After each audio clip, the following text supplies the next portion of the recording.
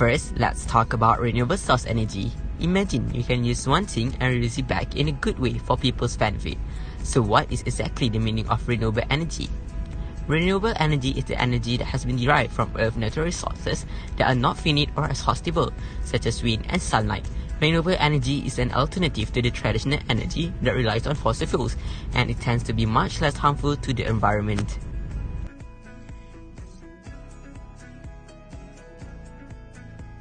Solar power captures radiant energy from sunlight and converting it into heat, electricity, or hot water. It uses the sun's light and heat to generate renewable or green power.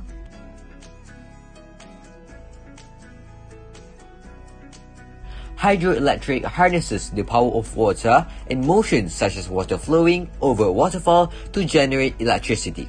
The water can be used to turn on the blades of a turbine, which is distributed to the power plant's customers.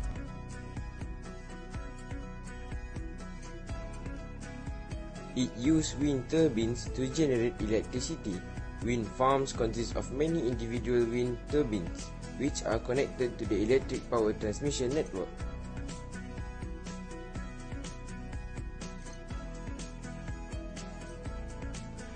Biomass is a renewable organic matter and can include biological material derived from living or recently living organisms such as wood waste and fuels.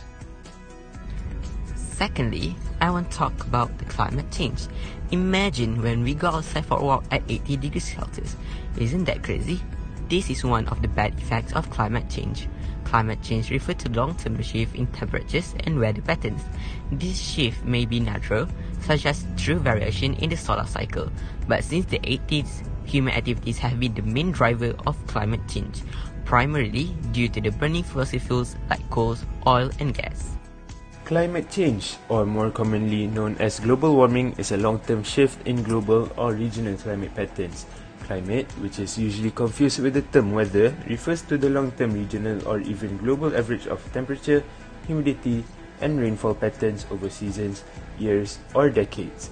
Often, climate change refers to specifically to the rise in global temperatures from the mid-20th century to the present.